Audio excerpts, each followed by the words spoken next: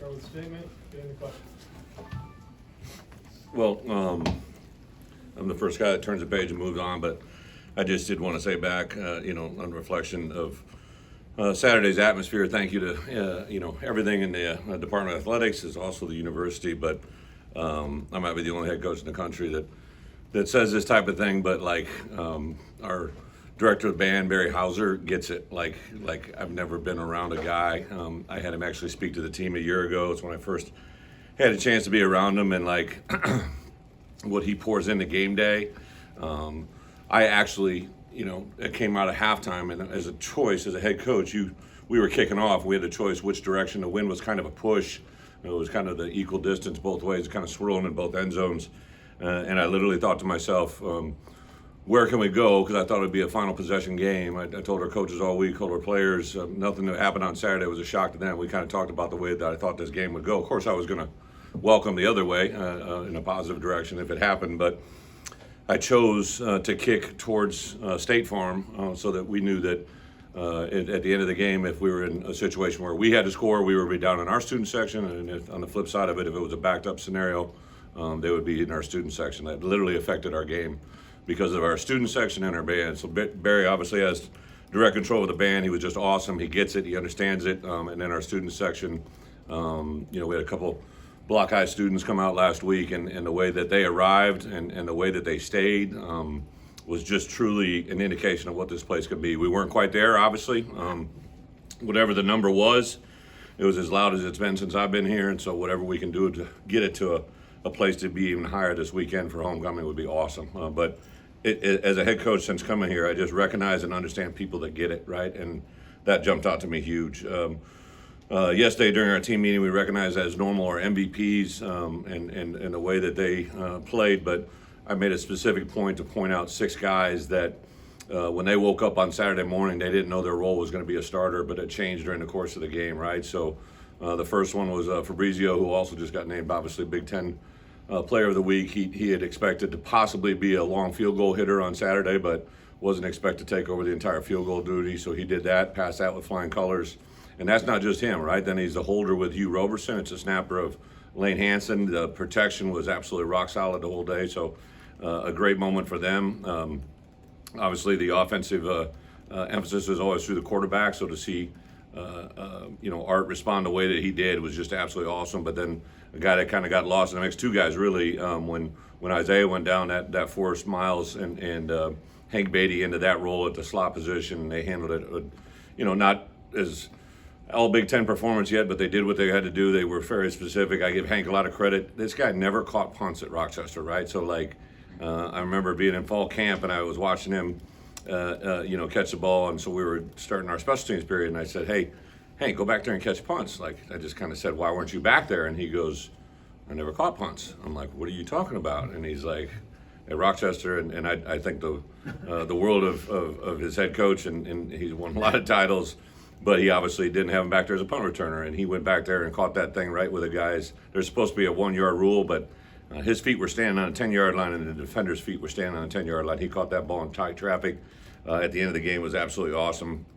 Defensively, obviously Taz Nicholson goes down, and to have Rello go in there and do what he did, the plays that he made was just awesome to see that and witness that. Darkangelo went down, which not only affected us at linebacker play, but about our Dark starts on all 4 units of the kicking game, so all the guys that stepped into his role, just truly, we talk all season, all year about, hey, when your moment comes, be ready for it, and those guys really did a great job. So I couldn't say enough things about those guys. A guy like Jonah Moore, I thought the transfer portal showed up on Saturday. Rello, obviously we got a week before fall camp. Actually, Rello and Jonah Miller both entered the University of Illinois right before fall camp started up. So they got 4 weeks of fall camp with us, and then they're in the game week. And the way those guys played in that game was truly, truly awesome to be a part of. So we'll turn the page and jump into Minnesota. Obviously, this is the 4th rematch game for us this year, but this is the first game. It's a rematch against a team that we, as Bob pointed out, right, that's the first time that we'll play a team that we beat a year ago. Very fortunate to get out of there with a win last year. I think overall they're actually a better football team probably. I know they lost some good players, especially on the offensive line, and lost some other players, O-line, and on the defense and in the special teams, but they're a very complete football team. To be a 4-1 team. They had bye week last week, so it's a tremendous challenge for us to play a 4-quarter game and then turn around and play 11 a.m. kickoff, which I'm excited for because I think our appetite for a home game here in Memorial should be really, really high. I know it's 11 o'clock, so either come in the night before and enjoy champagne and start your tailgate whenever you want, or get up early and drive down and let's make Memorial as great as it can be. With that, open up for questions. Any update on Tommy? Yeah, really all the guys that are injured. I don't think any of them will be, a season ending or anything along that lines. I think we are fortunate this week, obviously with Minnesota having a bye week coming out of it, that the majority of those guys should all be back in time for a return after the bye week. But I don't know how realistic it is for any of those 4 or 5 guys to project into being in this week's plan.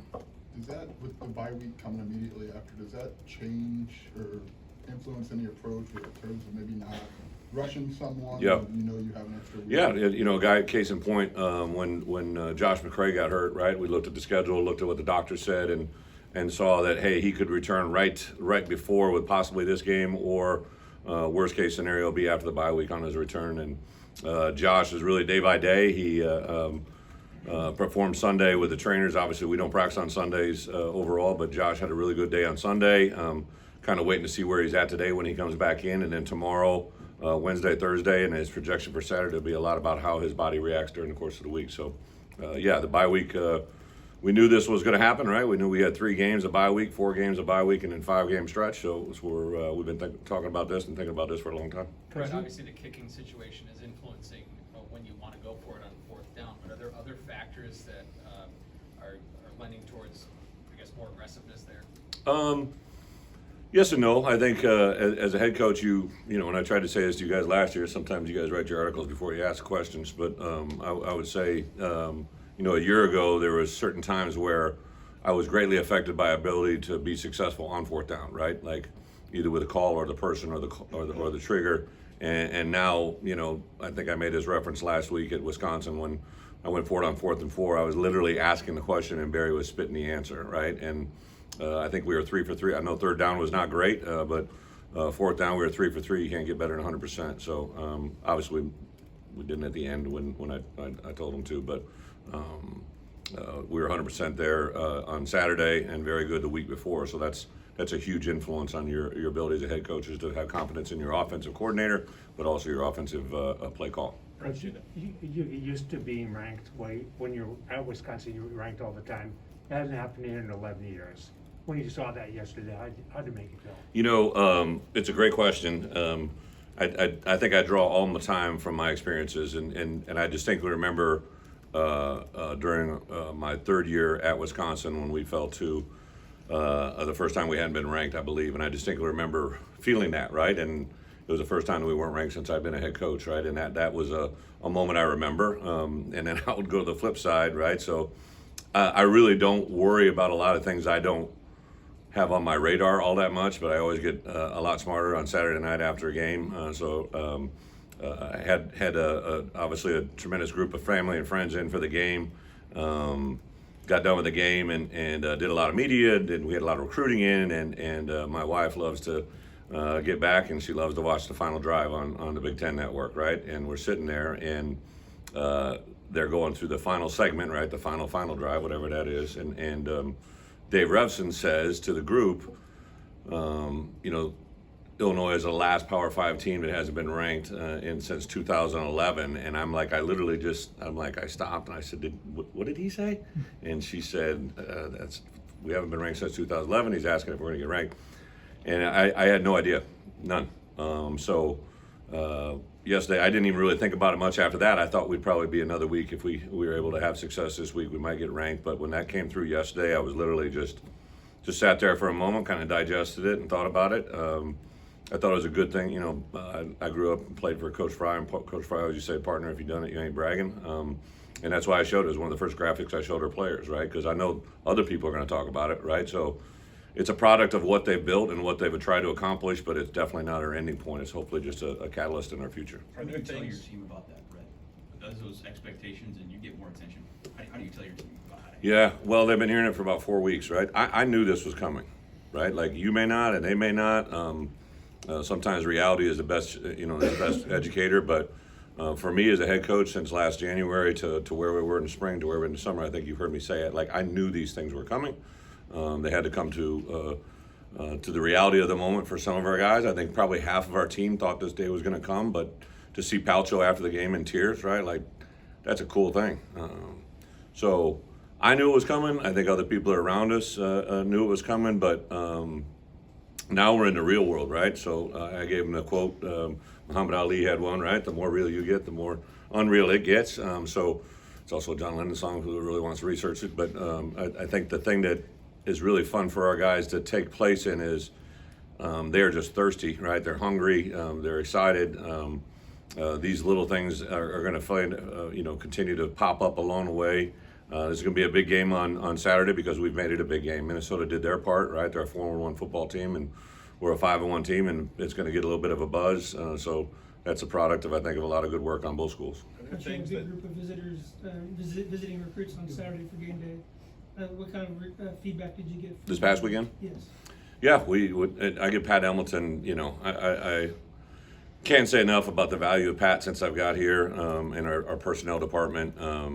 I brought in a lot of other. Pat Pearson is an incredible asset to our program. Nate McNeil. We've hired some other people. Pat Ryan. So I really, on Saturday game days, even when we were a team in the past, when I've been at other places, highly ranked to the reality of where we're at now, just getting ranked for the first time. Saturdays are for the team that's here, right? So I will occasionally meet with a player if there's going to be an offer involved, if it's someone that we're highly sought after and we don't get them on campus very often. But my meetings are usually, prior to us arriving at the stadium. So we had a long day, so I could meet people earlier in the day. We had some official visitors. I met and had coffee with a set of grandparents in the morning. On Sunday, I met with a lot of visitors because they stayed the night after a night game. But game day visits are usually for my assistants and our recruiting staff. And Pat made reference after the game that it was probably the best group of unofficial visitors / official visitors since he's been here. The environment, the way the crowd was interactive with our fans. I specifically saw a couple pictures of people that were here visiting us that were waving their orange towel fanatically in the fourth quarter. So I think they enjoyed it as much as we did. Are there things that excite you about this week, about Barry and Art being able to put a plan together, having the whole week to be able to do that? Yeah, I think, the thing about Art, Barry hasn't experienced Art as a starter, right? I have. So there's these little uncommon, like they didn't know Mike Marquez, right? And I kept saying, wait till we get Marquez back in there, right? Like, wait till you see what he's all about. Art is a guy that accepts the challenge. He's going to be the projected starter. He's going to be the projected backup. His preparation is all the same. And it's very it's not normal, right? So Art is a guy that's got my respect from day one a year ago to where we are today, and I think the team as well. I said that to the team. I go, is there anybody in here that's surprised by the way Art handled the moment, right? And it wasn't clean by any means. I think he'd be the first to tell you that, and Barry would as well. So those two working together, I think, was a great learning experience along the way. Wherever that goes or however that transcends, I'm glad we were able to have those moments out of a 9-6 win and then vice versa. There was a moment on Saturday when, after Zukowski came in, he's scrambling and he kind of put his shoulder into a linebacker. Yeah. I saw, I guess, a two-part question. A, do you go to your quarterback there and say, hey, we're down to number 2 and I don't want to go to number 3? And B, sideline got pretty fired up. Yeah. That was a moment for the team of, hey, this guy has got it. And Yep. go. Tell me about that moment and what your reaction. Robert, good point. So I think first off, I don't ever want to coach a player into something that he's not, right? And I think that's Art's demeanor. I think if he felt that it was going to give us an advantage either by down a distance and a first down or give us something to sideline, he was probably going to do that again. I would much rather try to take that out of him and try to put it in him, right? On the flip side of it, it was a definite emotional reaction out of our players. So I think that's Art being engaged with our sideline more than anything.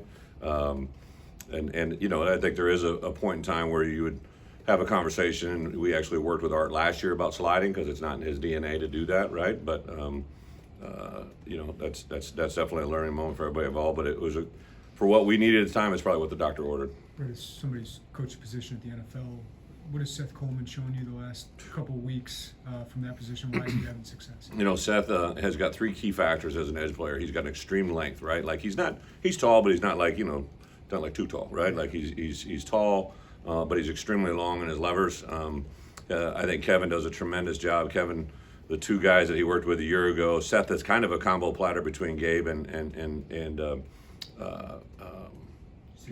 Zeke. no, but our two starters last year. Owen and yeah, OC, but and Gabe, Isaiah Gay. So those two guys were kind of two distinct players, right? And Seth's kind of he's not one of those. He's kind of a combo platter of both. So it's been fun to watch Seth grow. And then the other thing that's really happened, I think, with Seth from a year ago, his football IQ awareness on the edge. If there are two players that defensively you really hope they have great football IQ awareness, it's your edge players, right? It's your safeties and your edge players, because usually they're in charge of a lot. And Seth recognizes, I think, when he's got speed on a tackle, but he also recognizes when he has power. And in the run game, he's been really good on the edge. So those things really make him play well. And he's a tremendous influence on Gabe Akis. And then Alec Bryant's another guy that's kind of played more and more. It's been fun to see Alec get in there and mix it up a little bit more. So those three guys, since the fall camp has started, have really continued to grow. So, Brett, just for clarity, do you expect Art to start on Saturday? Good try.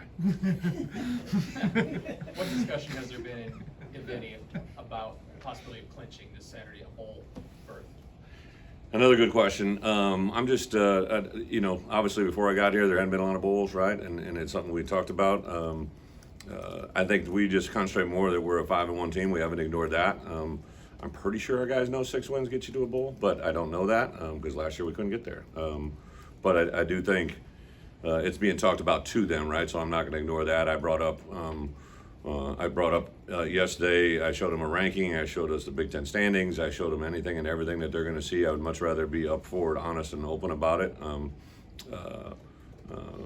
To much of you guys' questions, obviously, there's a lot of guys this week that were injured and out of the game that we had guys step into those roles. And if those guys are there, those guys will be back in those roles. If not, as others come forward, we just deal with the moment as it comes. I think it's a little bit fluid. And because of that, I think all hands on deck. I've told these guys all along, listen, literally, I told them to give me the first 3, we'll take a bye week. Give me the next 4, we'll take a bye week, and we'll see where we're at for the next 5. So I think everything is just about let's get to Minnesota game, a Big Ten West opponent, a rematch game, a very, very good opponent that has been ranked already this year, and I think just to get Saturday at 11 o'clock is what we're all hoping for. Coach, what are some keys against Minnesota? Is there something unique about them that you have to stop? Or PJ just does a really good job. If you look at his staff, a lot of these guys are people that have been with him for a long time or have now come back with him. I think much to the same as I assembled my staff.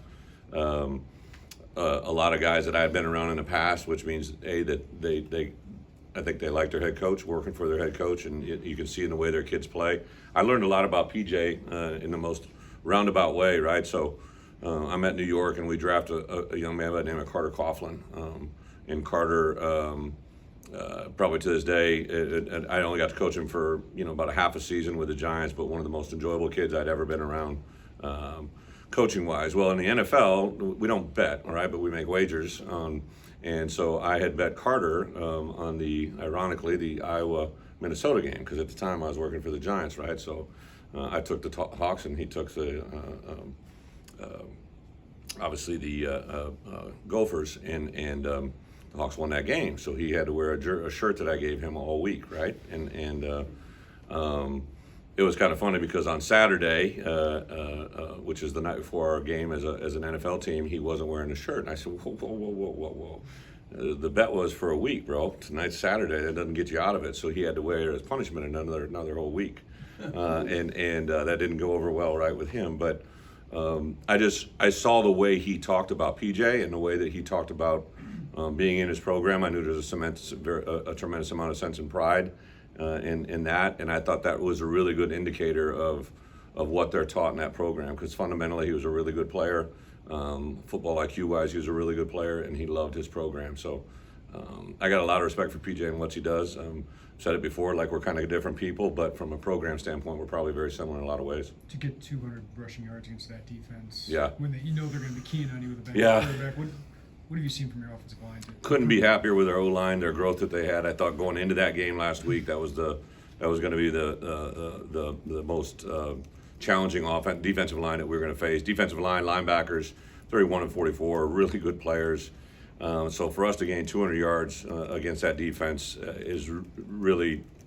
I know we got 9 points, right? But like there's been a lot of teams that getting that exact same moment can't win that game, right? Sometimes you got to win things in ways that you don't plan, and to rush for 200, to have no sacks, and I know those 2 critical turnovers were really disruptive for us, advantageous for them. I think those are things we can really learn from going forward. I told Barry earlier in the week, right? I know we've called a lot of games, but these guys are a difficult game. They're just a difficult team to prepare for, and you have to.